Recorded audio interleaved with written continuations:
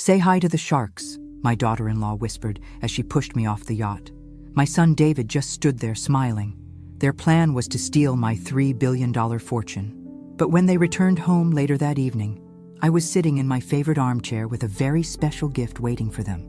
If you're watching this, subscribe and let me know where you're watching from. Let me back up and tell you how a perfectly reasonable Tuesday morning led to me plummeting into the Atlantic Ocean. I suppose I should have seen it coming, but at 67, I still believed that family meant something.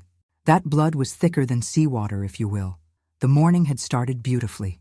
David had called me personally, not through his assistant, which should have been my first red flag, inviting me for what he called a celebration cruise on his new yacht. "Mom, we want to toast your recovery from the surgery," he'd said, his voice warm with what I mistook for genuine affection. Just the three of us, like a real family. I'd been recovering from my hip replacement for 6 weeks, and honestly, I was desperate for any sign that my son and his wife Vanessa still wanted me in their lives. Since my husband Robert died 2 years ago, leaving me with his tech empire fortune, things had felt different between us, colder. So I dressed carefully that morning in my navy blue dress, the one Robert always said brought out my eyes, and took a taxi to the marina. The yacht was magnificent, a gleaming white vessel that probably cost more than most people's houses. David greeted me at the dock with an embrace that felt performative, while Vanessa watched from the deck, her smile sharp as broken glass. "Isn't she beautiful?" David asked, gesturing to the boat. 42 feet of pure luxury. "We're thinking of taking her to the Caribbean next month." What he didn't mention was that they'd bought it with the money I'd given them last year to invest in David's consulting firm. $3 million that I was beginning to suspect had never seen the inside of any business account. The first hour was pleasant enough. We sailed into calm waters, the Massachusetts coastline growing smaller behind us. Vanessa served mimosas and talked about their plans to renovate the house, my old house, which I'd signed over to them after Robert died, because I thought downsizing to the condo would be simpler. But then David started asking questions, casual ones at first, about my will, about the trust arrangements, about whether I'd considered making changes to simplify things for them. "It's just that probate can be so complicated, Mom," he said, refilling my champagne glass with a little too much enthusiasm. "We want to make sure everything's taken care of." That's when I noticed Vanessa filming me with her phone. Not openly, but holding it at an angle while pretending to take selfies. Getting me on camera while I was drinking, while I was talking about financial matters, building some kind of evidence. The pieces clicked together with horrible clarity. The surgery I'd had. They'd insisted on handling all my paperwork afterward. The power of attorney documents they'd brought to the hospital, claiming it was just temporary, just to help with bills while I recovered. The way my financial advisor had stopped returning my calls. "David," I said carefully, setting down my glass, "I'd like to go back to shore now." That's when his mask slipped completely. "I'm afraid that's not going to happen, Mom." His voice was different now, harder. "See, we need to have a conversation about your health, about your memory issues." "Memory issues?" I was sharper than both of them combined. "You've been showing signs of dementia," Vanessa added, stepping closer. "We have it documented. The doctors agree that you're no longer capable of managing your financial affairs." That's absurd. But even as I said it, I realized how carefully they'd orchestrated this. The boat was miles from shore, no other vessels in sight. Just the three of us, the ocean, and their plan to either convince me to sign over everything or— "Mom, we're trying to help you," David said, but his eyes were cold as winter. "We can do this the easy way or the hard way." I stood up slowly, my hip still aching, but my mind crystal clear. "And if I refuse?" That's when Vanessa smiled, really smiled, for the first time all day. "Well, elderly woman, recent surgery, probably took too many pain medications, got disoriented on the boat." She shrugged. "Tragic accidents happen all the time. I'd raised this man from diapers, taught him to ride a bike, paid for his college education, his wedding, his house. And now he was standing there, nodding along while his wife threatened my life. You're both insane if you think you'll get away with this." "Actually, Mom, we've thought it through pretty carefully." David pulled out a folder of papers. "Your signature here, transferring all assets to us immediately for your own protection, And we all go home happy. I looked at the documents, at my son's expectant face, at Vanessa's phone still recording. Then I looked at the ocean, vast and dangerous, and somehow less frightening than the two people who were supposed to love me. "Go to hell," I said. That's when Vanessa moved behind me and whispered those words about sharks. The push wasn't violent. They were too smart for that. Just a sudden shove when I was off balance, looking out at the water. Over I went, navy dress and all, into the cold Atlantic. As I hit the water, I heard David shouting, "Mom! Oh God, Mom!" But I also heard Vanessa's voice, lower, talking to someone on the phone. "Yes, we'll need you to file the emergency petition first thing Monday morning. She's clearly not competent to—" Then the water closed over my head, and I had bigger problems than their betrayal. I'm a strong swimmer. Robert and I used to do laps together every morning, but the cold shocked my system, and my clothes were dragging me down. I kicked off my shoes and broke the surface, gasping, just in time to see the yacht speeding away. They were actually leaving me there to die. That's when I spotted the fishing boat. Captain Jake Morrison was exactly the kind of man who'd jump into shark-infested waters to save a drowning grandmother, 60-something, weathered from decades on the ocean, and possessed of the kind of moral compass that seemed to be missing from my own family tree. "Holy hell, lady, what happened to you?" he asked as he and his teenage grandson hauled me aboard their fishing vessel. I was shivering uncontrollably, my teeth chattering so hard I could barely speak. Jake wrapped me in a blanket that smelled of salt and motor oil while his grandson Tyler started the engine. My family," I managed between chattering teeth. The yacht. "We saw them take off like a bat out of hell," Jake said grimly. "Didn't look back once. What kind of people leave someone floating in the middle of the ocean? The kind who inherit $3 billion if I'm not around to stop them," I thought. But out loud, I just said, "The kind who aren't really family." Jake radioed the Coast Guard while Tyler wrapped another blanket around me. "This is the Molly Sue. We've got a woman we pulled from the water about 12 miles southeast of Gloucester. She's conscious, responsive, but needs medical attention." "Wait," I said, grabbing Jake's arm. "Please, don't let them know you found me." "Not yet." Jake studied my face with the sharp eyes of someone who'd seen enough of life to recognize when someone was running from more than just cold water. "You in some kind of trouble?" "Yes, but not the kind you're thinking." I took a shaky breath. "I need to get to shore without anyone knowing I survived. Can you help me?" Tyler looked at his grandfather uncertainly. "Grandpa, shouldn't we—" "Should and shouldn't are funny things," Jake said slowly. "Sometimes doing the right thing doesn't look like following the rules." He keyed the radio again. "Coast Guard, this is Molly Sue. False alarm on that rescue. Turned out to be debris in the water. All clear." As we headed toward a small private dock Jake knew, I told them everything. About David and Vanessa. About the money. About the documents they wanted me to sign. Jake listened without interruption, his expression growing darker with each detail. "So they figured they'd rather be rich orphans than broke kids with a living mother," Jake said when I finished. "Apparently so. What are you going to do?"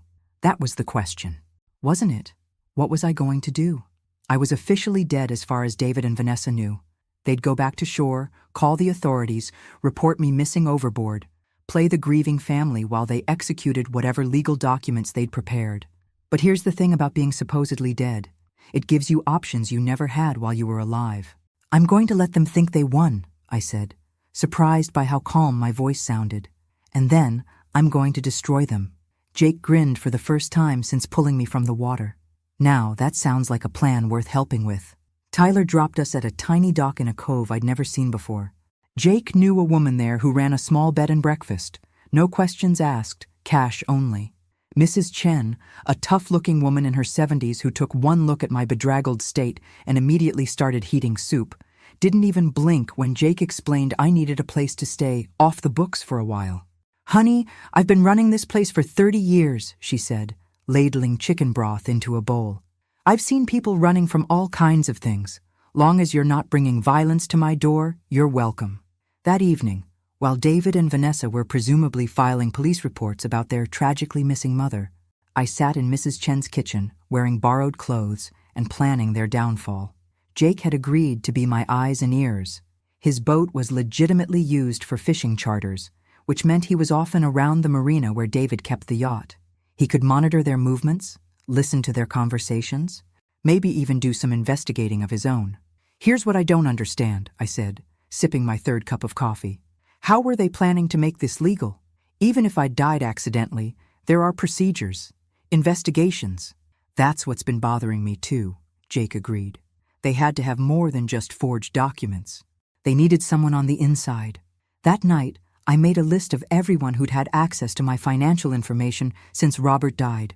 My lawyer, my accountant, my financial advisor, the bank managers, the trust officers. Someone had been feeding David and Vanessa information, helping them plan this. And I was going to find out who. But first, I needed to know exactly what story they were telling about my disappearance. Mrs. Chen had an old computer with internet access, and I spent hours reading news reports about the tragic boating accident that claimed the life of prominent businessman Robert Harrison's widow. The articles painted a picture of a grieving family dealing with an elderly woman's declining mental state. David was quoted extensively, talking about my confusion and memory issues in recent months. Vanessa had apparently sobbed to reporters about how worried they'd been about my safety. They'd even included a photo, me at David's birthday party last year, looking slightly bewildered as I held a drink. I remembered that moment.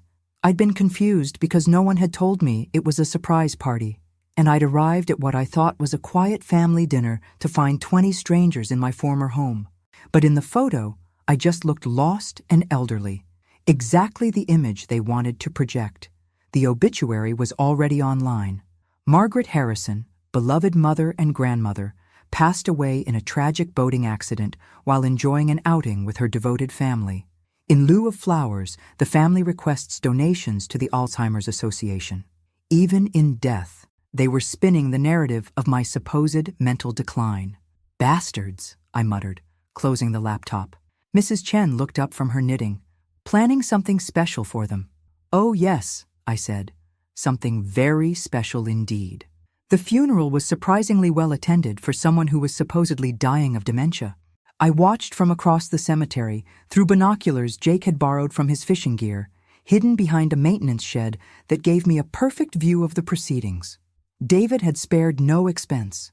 Premium casket, empty of course, elaborate flower arrangements, a professional program with my photo on the front. He and Vanessa stood at the graveside in perfectly coordinated black, accepting condolences from friends, business associates, and people I barely recognized. What struck me most was how genuinely sad some of the mourners looked. My neighbor Eleanor was crying openly. My book club friends had come. Even Dr. Peterson, who'd handled my hip surgery, was there looking somber. These people genuinely cared about me, and David and Vanessa were accepting their sympathy while knowing full well I was alive. "See anything interesting?" Jake whispered, crouching beside me. "Besides my son giving an Oscar-worthy performance? Look at who's not there." Jake adjusted his own binoculars. "Like who?" "My financial advisor, Richard Barnes. My lawyer, Patricia Walsh. My accountant, Michael Torres." I lowered the binoculars, pieces clicking into place. The people who would normally be at the funeral of a client worth $3 billion are nowhere to be seen. Maybe they're busy with the estate stuff. Maybe. Or maybe they can't look people in the eye while they're part of this scheme. After the service, I watched David and Vanessa work the crowd like politicians, shaking hands, accepting hugs, playing their roles perfectly.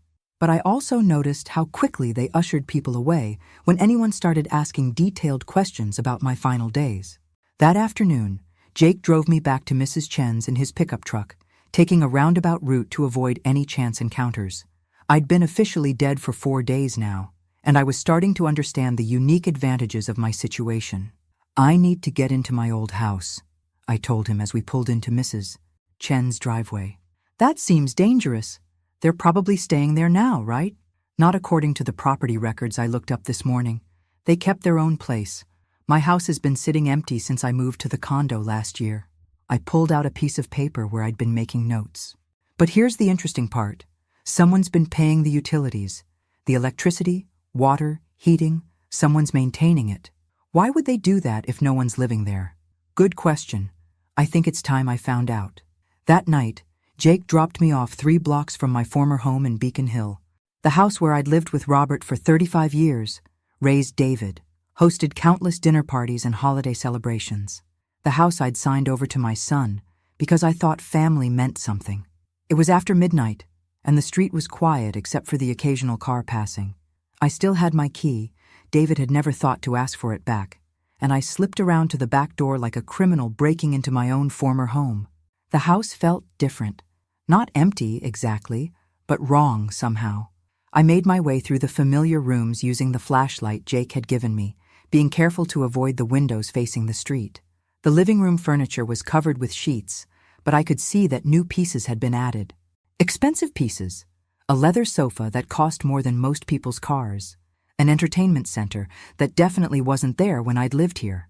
In the kitchen, the refrigerator was stocked, not with the basics you'd keep in a house you occasionally visited, but with fresh food, expensive food, imported cheese, organic vegetables, the kind of premium items that suggested regular occupancy. But it was the home office, Robert's old study, where I found what I was really looking for. The desk was covered with documents, legal papers, financial statements, and most damning of all, a detailed timeline of what they called the Margaret Project. My own name turned into a code word for my elimination. I photographed everything with the disposable camera Jake had given me, my hands shaking with rage as I read through their plans. They'd been working on this for over a year, carefully documenting what they claimed were signs of my mental deterioration. Doctor visits where they'd coached me to seem confused. Social situations where they'd set me up to look disoriented. The birthday party photo in the newspaper? They'd deliberately not told me it was a surprise party, then captured my confused reaction. The medication mix-up I'd had 3 months ago that landed me in the emergency room? They'd switched my prescription bottles. Every moment of confusion, every instance where I'd seemed off balance or forgetful, had been carefully orchestrated and documented as evidence of dementia. But the most chilling document was a letter from someone signed only as MT, apparently one of their co-conspirators. The timeline needs to be accelerated.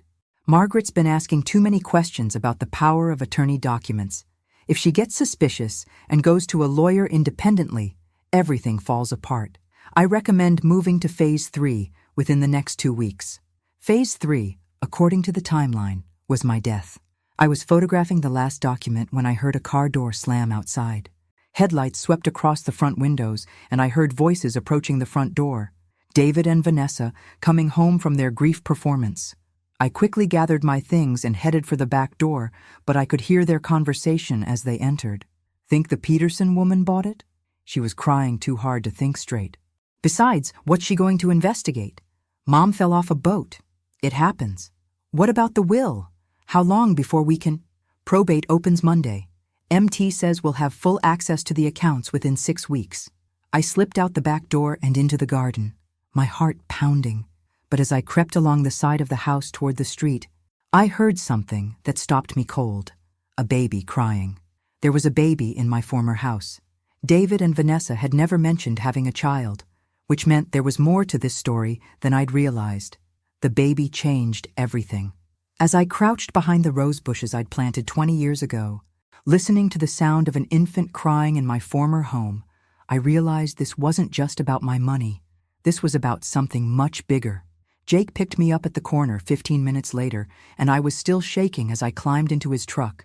"You look like you've seen a ghost," he said. "Worse, I've seen my replacement." I told him about the baby, about the documents, about the mysterious MT who seemed to be orchestrating everything. "A baby," Jake repeated slowly. "They never mentioned having a kid? Never. And David always said he and Vanessa weren't ready for children, said they were too focused on their careers." I pulled out my disposable camera. I need to get these photos developed, but not at any place they might have connections. Jake knew a guy in Gloucester who ran a 1-hour photo shop and didn't ask questions. While we waited for the pictures, we sat in Jake's truck, drinking coffee from a gas station and trying to piece together the puzzle. "So they've been planning this for over a year," Jake said, studying my notes.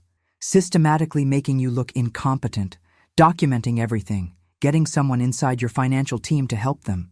And now there's a baby involved, which means either they've been lying about having children Or, I stopped, another possibility occurring to me.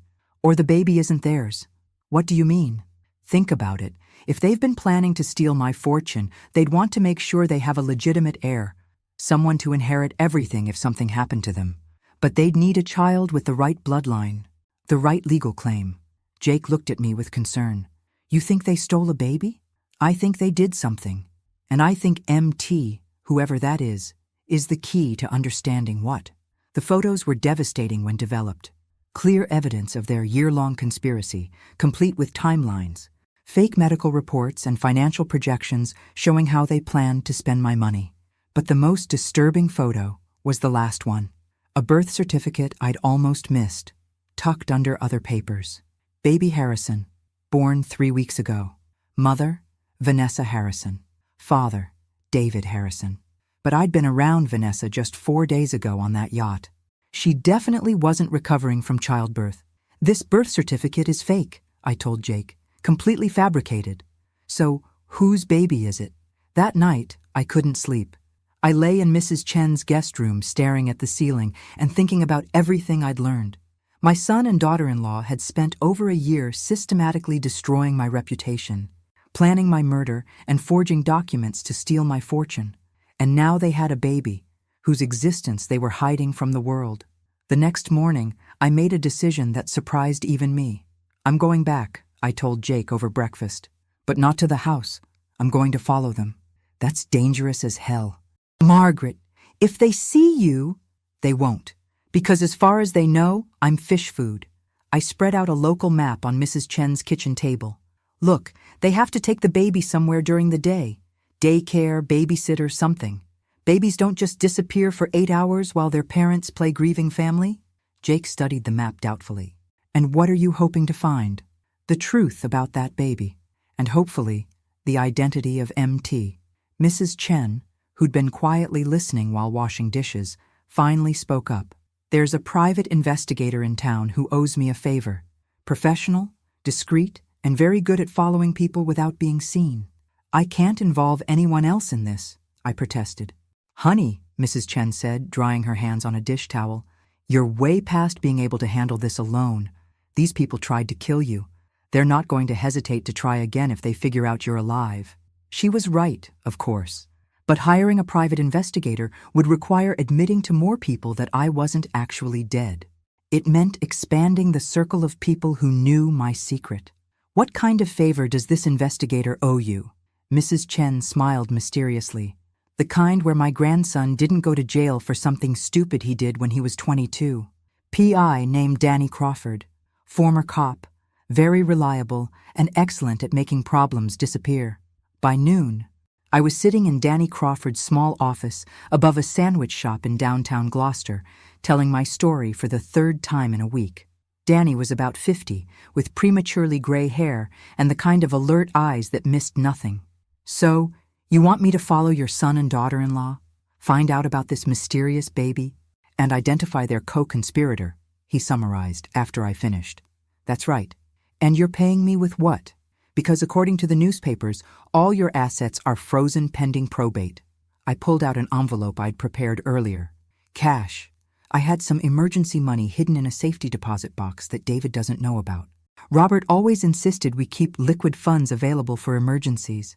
Danny flipped through the bills, enough to cover 2 weeks of surveillance, and nodded. I'll need photos of the targets and any addresses where they might be staying. I gave him everything I had, including the photos from my break-in at the house. Danny studied them carefully, paying particular attention to the documents with the mysterious MT signature. This handwriting looks familiar, he said, pulling out a magnifying glass. Professional, but with some distinctive characteristics. Mind if I run this through some databases? Do whatever you need to do. One more thing, Danny said as I prepared to leave. If these people are as dangerous as you say, we need a safety protocol. You check in with me every 12 hours. If I don't hear from you, I take everything to the police. I agreed, though I hoped it wouldn't come to that. The less official involvement, the better. At least until I understood exactly what David and Vanessa had done. That afternoon, I went back to Mrs. Chen's and waited, and planned. Because now I had help, real help, professional help, and in less than 24 hours, I was going to know exactly who had tried to kill me and why. Danny Crawford was worth every penny I'd paid him. By the end of the second day, he had more information about David and Vanessa's activities than I'd learned in months of living with them. "Your son's been very busy since you allegedly died," Danny said, spreading photographs across Mrs. Chen's kitchen table. "Multiple meetings with lawyers, 2 visits to the bank, and 3 separate trips to a private medical facility outside Boston." "Medical facility?" "Whitmore Reproductive Services. Very exclusive, very expensive, and very discreet." Danny pointed to a photo of David and Vanessa entering a modern glass building. "They specialize in surrogacy arrangements for wealthy clients who want to maintain privacy." The pieces were clicking into place, and the picture they formed made my stomach turn. They bought a baby. Looks like it. And not just any baby. They specifically requested a newborn that could pass for their biological child. According to my contact at Whitmore, the arrangements were made 8 months ago, paid for in cash, with instructions to have the birth certificate pre-prepared. Mrs. Chen set down 3 cups of coffee and joined us at the table. "So they planned your death, bought a baby to inherit your fortune, and had someone inside your financial team helping them." "About that," Danny said, pulling out another photo. "I think I found MT." The photo showed a woman in her 40s with short auburn hair and an expensive briefcase, shaking hands with David outside a downtown law office. She looked vaguely familiar, but I couldn't place her. "Miranda Torres," Danny continued, "partner at Morrison, Torres & Associates. They handle estate planning for several prominent Boston families." "Torres," I repeated. "Wait, Michael Torres is my accountant." "Are they related?" "Married. And here's where it gets interesting. Miranda Torres has been quietly building a client base of wealthy elderly individuals with strained family relationships. She specializes in what she calls family transition planning." I stared at the photo, recognition finally dawning. "I met her about 6 months ago at some charity function David dragged me to. She was very interested in my estate planning, kept asking questions about my trust structures." "I'll bet she was. Because Miranda Torres has a very specific business model. She identifies elderly clients with substantial assets and estranged families, then helps the families accelerate their inheritance through what she calls compassionate intervention." "You mean murder," Mrs. Chen said bluntly. "I mean, she creates legal frameworks that allow families to take control of assets while the elderly person is still alive, using claims of incompetence, dementia, or diminished capacity. She's done it at least 6 times in the past 3 years." Danny spread out more photos. Surveillance shots of Miranda Torres meeting with different families, entering various law offices, visiting what appeared to be private medical facilities. She's running a whole operation. Finds wealthy elderly people with greedy relatives, helps orchestrate evidence of mental decline, provides legal cover for asset transfers, and takes a substantial cut of the inheritance. And if the elderly person refuses to cooperate or gets suspicious, they have accidents, boating mishaps, falls downstairs, medication overdoses. Always tragic, always plausibly accidental, and always financially convenient for the surviving family. I felt sick. This wasn't just about my money. It was about a systematic operation targeting vulnerable seniors. How many people has she killed? That I can prove? None. That I suspect? At least 12 over the past 5 years. She's very good at covering her tracks, and she only works with families who can provide plausible alternative explanations for their relatives' deaths. We have to stop her. We will. But first, we need to understand exactly what your son and daughter-in-law have already put in motion. Because according to my sources, they filed preliminary probate documents yesterday.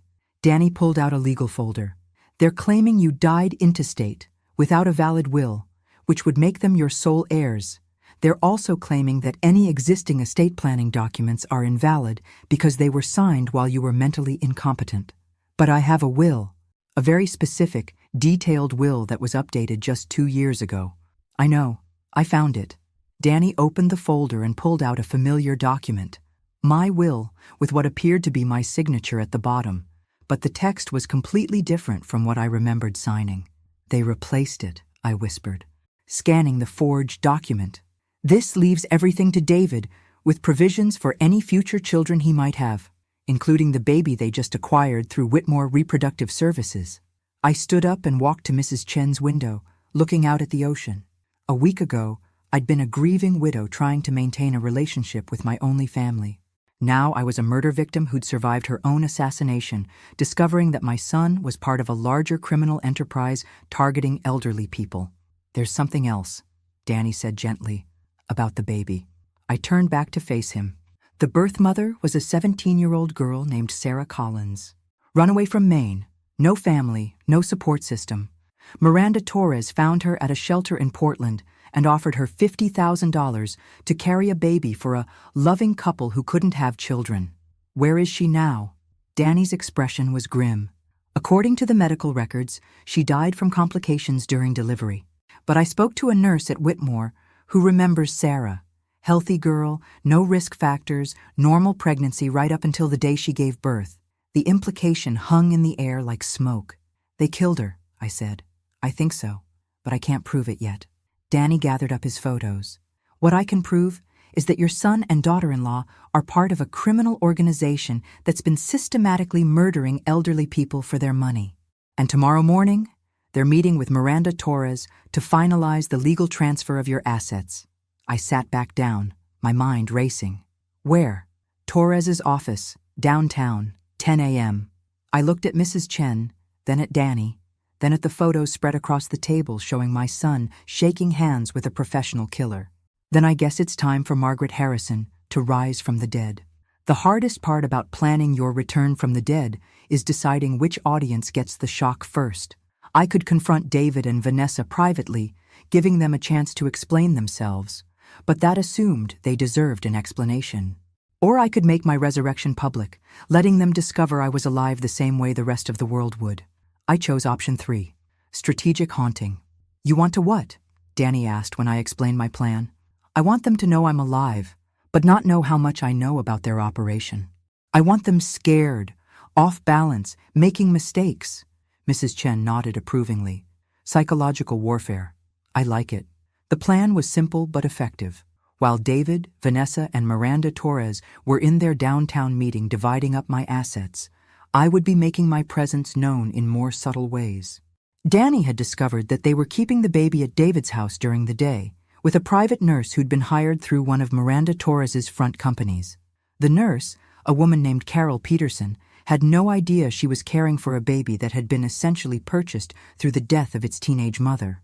"Carol's a good person," Danny assured me after running a background check. "Single mom, nursing degree, clean record. She probably thinks she's helping a legitimate family with childcare. Then she deserves to know the truth."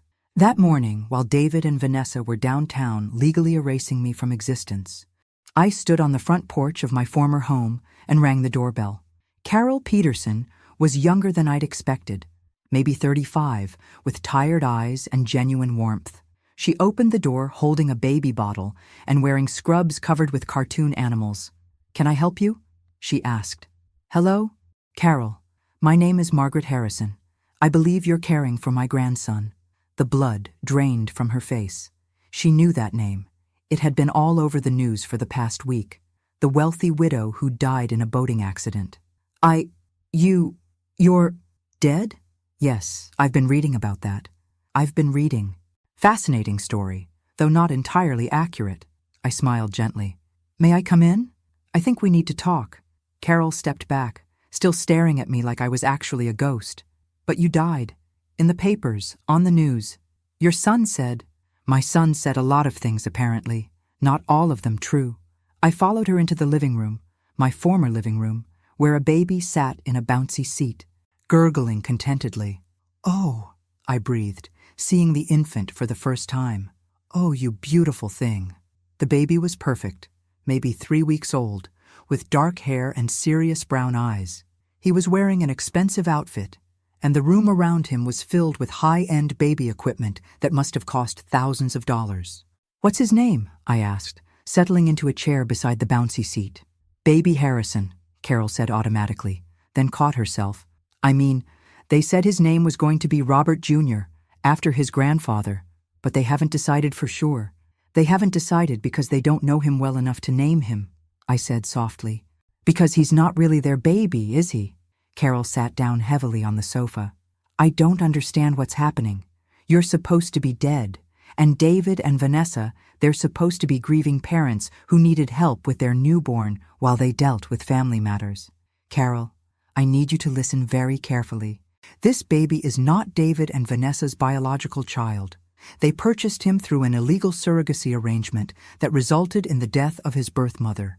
And they attempted to murder me 6 days ago so they could steal my inheritance and raise this child as their heir. That's impossible. I pulled out the photos Danny had taken, the documents I'd copied from David's home office, the evidence of Miranda Torres's criminal operation. I showed Carol everything, watching her expression shift from disbelief to horror as the scope of the conspiracy became clear. The teenage girl who gave birth to this baby was named Sarah Collins, I said gently.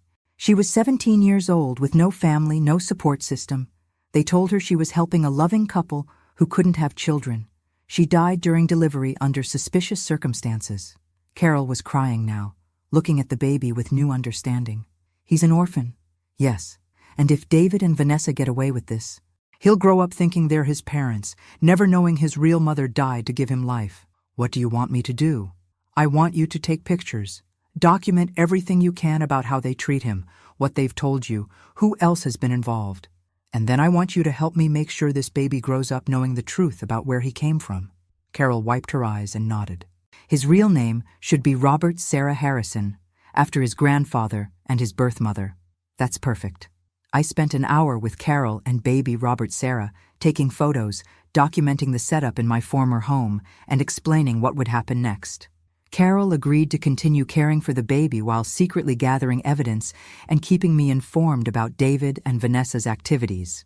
They'll be back around noon, she told me as I prepared to leave. They always come home for lunch to check on him, make phone calls, handle business. Perfect. By then, they'll have received my first message. While I'd been talking to Carol, Danny had been busy downtown. He'd parked across from Miranda Torres's office building with a telephoto lens, taking pictures of David and Vanessa entering the building, meeting with Torres, shaking hands over what they thought was my legal death certificate. But the real gift was what Jake had delivered to their lawyer's office while they were in the meeting. I'd written a simple note on elegant stationery. Dear David and Vanessa, reports of my death have been greatly exaggerated. We need to talk. Love, Mom P.S. Give my regards to little Robert Sarah. He's beautiful. The note was delivered by messenger at exactly 11:47 a.m., while they were still in Torres's office finalizing the probate paperwork. According to Danny, who watched from across the street, all three of them came running out of the building within minutes of receiving the note, their faces white with panic. The psychological warfare had begun, and that afternoon, when they returned to my former house, expecting to find their comfortable conspiracy intact, they were going to discover that their supposedly dead victim had been very busy indeed. Because I wasn't just alive, I was angry, I was armed with evidence, and I was ready for war. I was sitting in my favorite armchair, the one Robert had bought me for our 20th anniversary, when David and Vanessa came home from their meeting with Miranda Torres. I'd positioned myself so I'd be the first thing they saw when they walked through the front door of what used to be my house. The look on their faces was worth 6 days in the Atlantic Ocean. Hello, darlings, I said pleasantly, not getting up. How was your meeting? I hope you didn't sign anything important while I was away. Vanessa screamed. Actually screamed, like she'd seen her worst nightmare come to life, which I suppose she had. David just stood there with his mouth open, still holding his keys, staring at me like I might disappear if he blinked hard enough. Surprised? I asked. I have to say, the reports of my death were terribly premature, though I did enjoy reading my own obituary. Alzheimer's donations, really? That was a nice touch. Carol appeared from the kitchen, carrying baby Robert Sarah. She'd been waiting in the back of the house as we'd planned, ready to witness whatever happened next. Mrs. Harrison asked me to bring the baby out, Carol said nervously. She wanted to meet her grandson properly. Her grandson? Vanessa found her voice, though it came out as a croak. Carol, this woman she's dead? I supplied helpfully. Yes, we covered that. Turns out drowning is harder than it looks, especially when there are good people around to pull you out of the water. David finally managed to speak. Mom, we thought the Coast Guard searched. The Coast Guard searched for debris, not survivors. Funny how that works when no one actually reports a person overboard.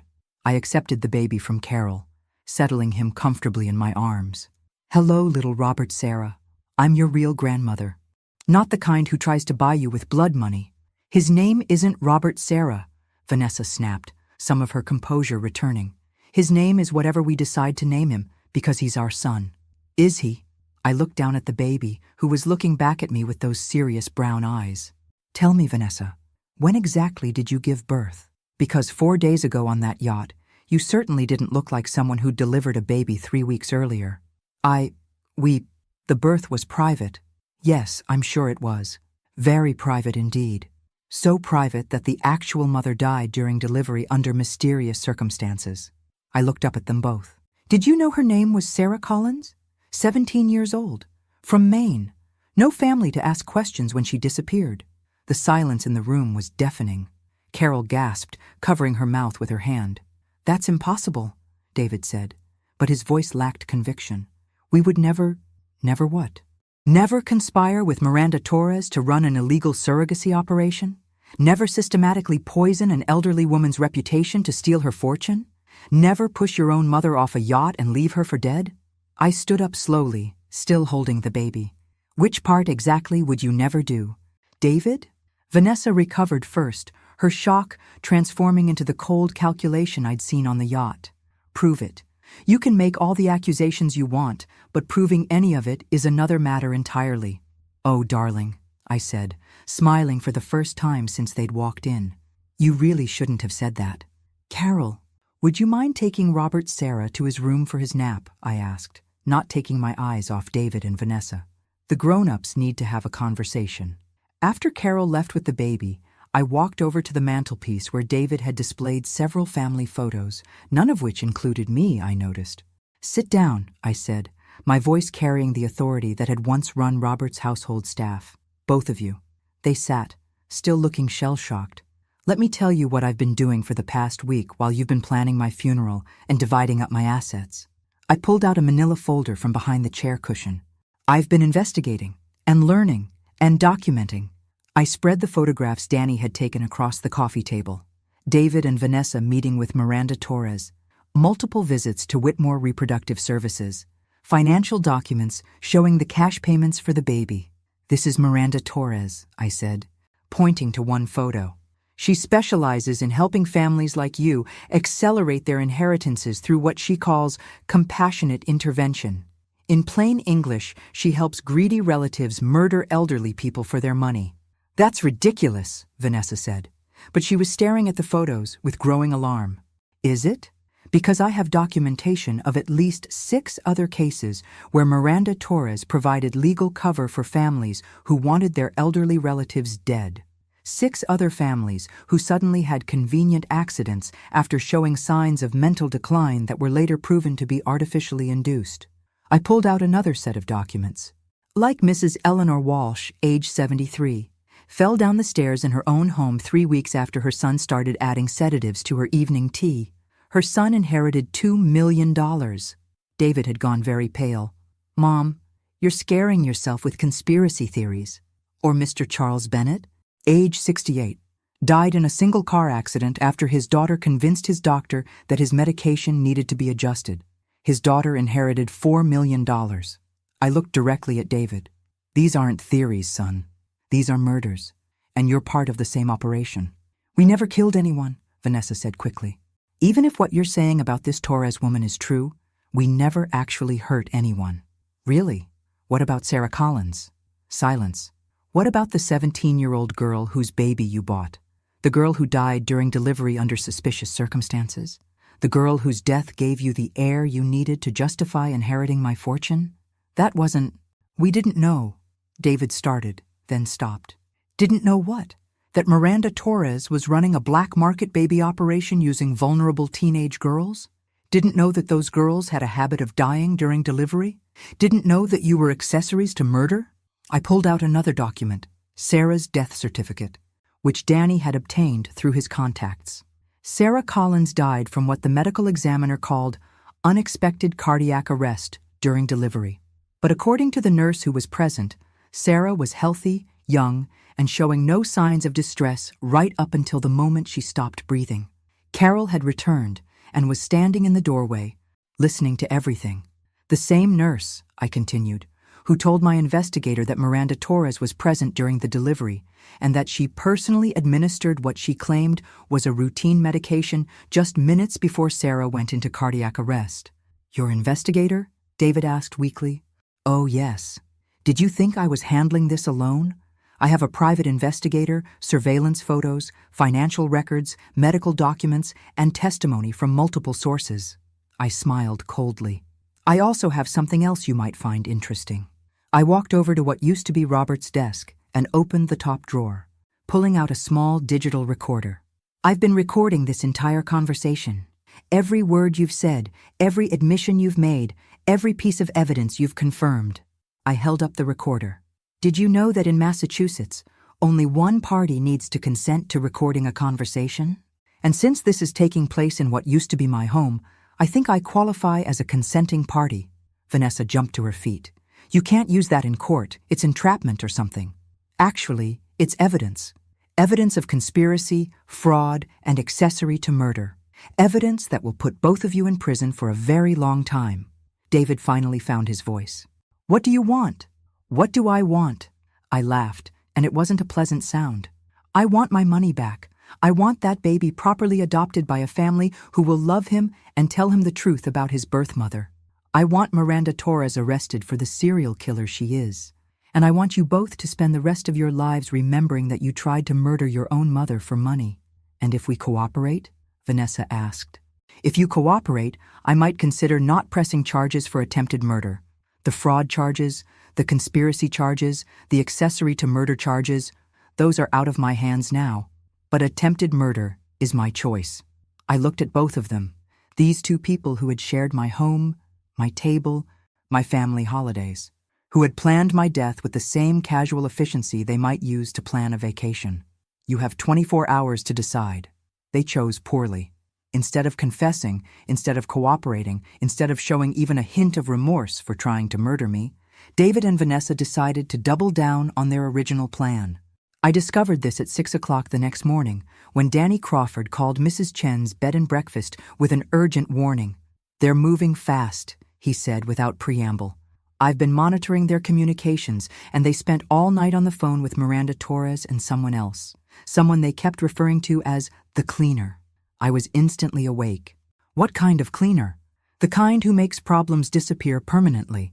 They're planning to have you killed, again, and this time they want to make sure the body is found so there's no question about your death. Mrs. Chen, who had been listening from the kitchen doorway, immediately started making phone calls. Within 15 minutes, Jake Morrison was at our front door with his pickup truck, and we were evacuating to a safe house Danny had arranged. How much time do we have? I asked as we drove through the pre-dawn darkness. Not much. The cleaner they hired is flying in from New York this morning. According to my sources, he specializes in making murders look like accidents, and he's got a perfect success rate. The safe house was a small cottage on a private island, accessible only by boat. Jake knew the owner, another fisherman who owed him favors and didn't ask questions. We reached it just as the sun was coming up over the Atlantic. This is insane, I said, sitting at the cottage's kitchen table with a cup of coffee, trying to process what was happening. My own son hired a professional killer to murder me.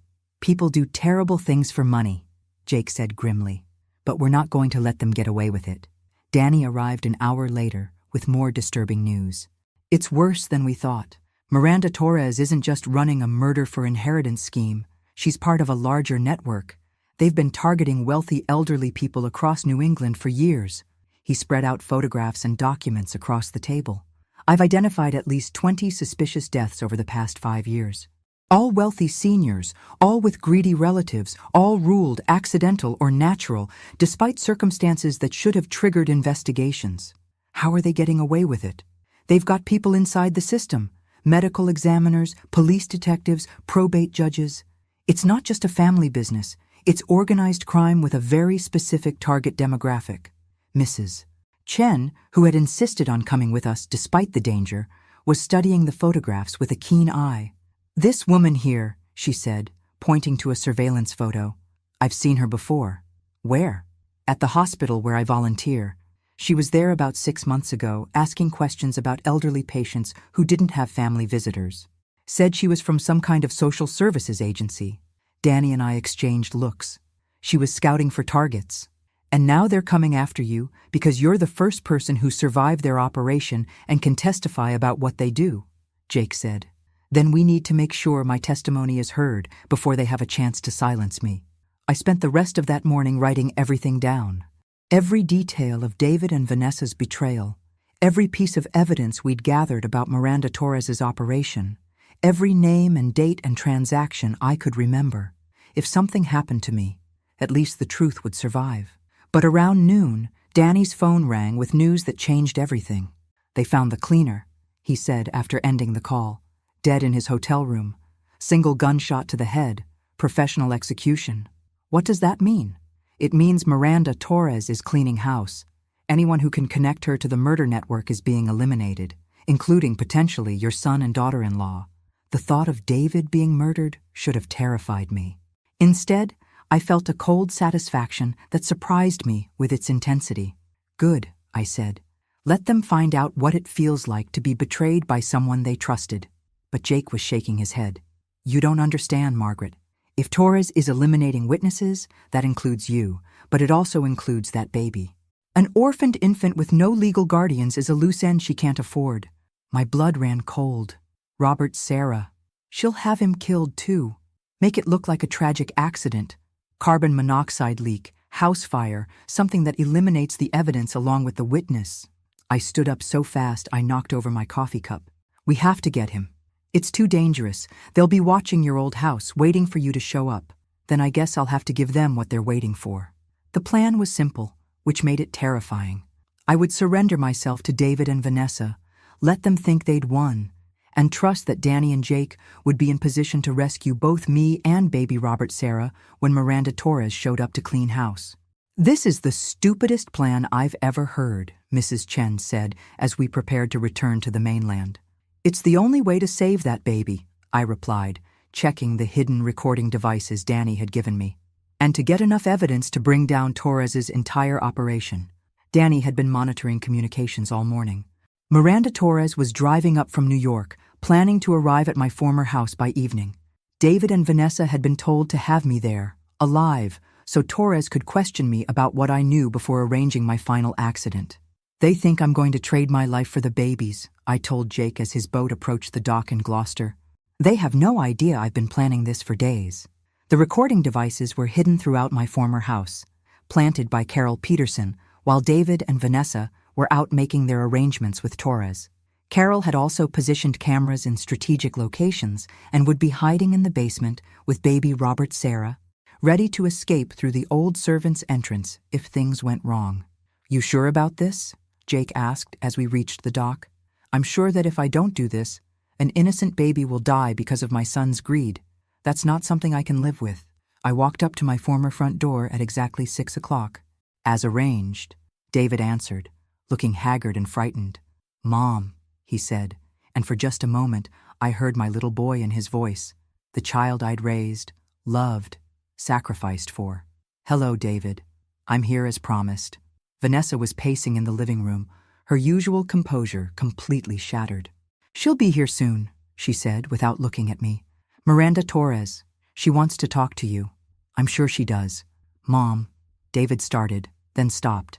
"I never wanted it to go this far." "But you let it," I said simply. "You let it go this far because $3 billion was worth more to you than your mother's life." He couldn't meet my eyes. Miranda Torres arrived precisely at 7 o'clock. She was smaller than I'd expected, a neat, professional-looking woman who could have been anyone's accountant or lawyer, which I supposed she was. "Mrs. Harrison," she said pleasantly, extending her hand as if we were meeting at a cocktail party. "I'm so glad you survived your boating accident. We have a great deal to discuss." "I'm sure we do." She sat across from me in what used to be my own living room, opened a leather portfolio, and began speaking as if we were negotiating a business contract. "You've caused quite a bit of trouble for my clients," she said. David and Vanessa followed my instructions precisely, and yet here you are, very much alive and apparently well informed about matters that don't concern you. Murder concerns me, especially when it's my own. I prefer to think of what we do as estate planning acceleration, helping families access inheritances that would otherwise be tied up for years in lengthy probate proceedings. She smiled coldly. We provide a valuable service to people who understand that time is money. And the elderly people you kill? What service do you provide to them? Peace, an end to the confusion and fear that comes with age-related cognitive decline, a dignified death that allows their families to remember them as they were, not as they become. I stared at her, amazed by her ability to rationalize mass murder. How many? How many what? How many people have you killed? She consulted her portfolio as if checking appointment schedules. Over the past 5 years, my clients and I have successfully resolved 37 cases involving elderly individuals whose continued existence was creating financial and emotional hardship for their families. 37 murders. She was confessing to 37 murders as if they were tax returns she'd filed. And you're planning to make me number 38. Oh, Mrs. Harrison, I'm afraid you'll be number 39. We had to resolve another matter earlier today. A gentleman who was becoming too curious about our operations. She smiled. But yes, you will unfortunately need to have another accident. A more permanent one this time. And the baby? Tragic carbon monoxide leak. These old houses, you know, faulty heating systems can be so dangerous. I looked at David and Vanessa, who were sitting frozen on the sofa like mannequins. This is what you wanted? Not just my death, but the death of an innocent baby? Neither of them answered. The baby is a loose end, Torres continued matter-of-factly. His existence complicates the inheritance structure, and his origins raise too many questions. Much simpler to eliminate him now and claim that David and Vanessa are tragically childless and in need of the emotional support that only significant wealth can provide. That's when I smiled for the first time since she'd arrived. Ms. Torres, I said pleasantly, I think there's something you should know. And what's that? You're under arrest. The FBI agents came through every door simultaneously. Front, back, basement, and even through the windows. They'd been listening to every word Miranda Torres had said, recording her confession to 37 murders and her plans to commit 2 more. Miranda Torres, Agent Sarah Chen announced, you're under arrest for conspiracy to commit murder, wire fraud, elder abuse, and racketeering. Torres tried to run. She actually bolted for the kitchen, probably hoping to escape through the back door. She made it about 6 feet before 3 agents tackled her to my former hardwood floors. David and Vanessa just sat there in shock as Agent Chen read them their rights. Margaret Harrison, Agent Chen said, turning to me with a smile. That was extremely dangerous and extremely well done.